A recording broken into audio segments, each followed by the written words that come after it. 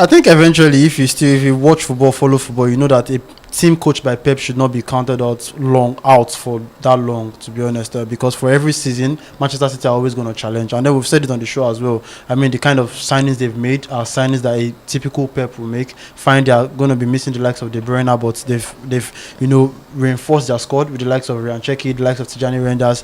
These guys are very slick footballers, and these are the kind of Guardiola likes to play in the midfield a lot, and these are his type of players. So you can not always count out Manchester City in games, and I think that's what they've always reminded. For the last how many seasons that Pep has been in the league, he has not gone 2 seasons without winning. Do you understand? So that is the record that he's trying to keep. Anytime a Pep-led side is in the league, you have to be very wary. Fine, Liverpool are doing side, Diaz on the Messi side, defending champions, all of that. But I think that when it comes to Manchester City and Pep Guardiola, you do not rule them out. There's still the likes of Haaland that will always guarantee you 40-30 goals a season, and then now he's now bringing in the likes of people that are always going to be giving him all of the service. Providing that he lacked last season. Manchester City are also that team that will always make signings. They will always buy players. They will always, they're like Chelsea, but with more quality players, because they will always make more quality signings, and that's what differentiates them from just buying players. Because Manchester City, he has an eye for a talent, and then every time the talent doesn't work out, he's always also quick to move on from players. Yeah. You understand? So irrespective of how much they're signing, it's already moving on from Savio and the likes.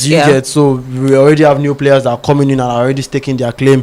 There was the days when the likes of Mahrez are on the bench, they are coming in, Bernardo coming in to stake their claim. Even Foden is not guaranteed a shot at this point. So Manchester City, when it comes to forward lines, you always want to count them in, and also they are not also lacking defensively like Liverpool. For Liverpool, you just have that feeling that when you watch them, they are susceptible at the back. You also have the likes of Manchester United susceptible at the back. Arsenal yesterday also looked shaky at the back for all of the defense, all of the very good defense that Arsenal used to have. Yesterday looked very shaky for Arsenal, but Manchester City, clean sheets, dispatched perfectly.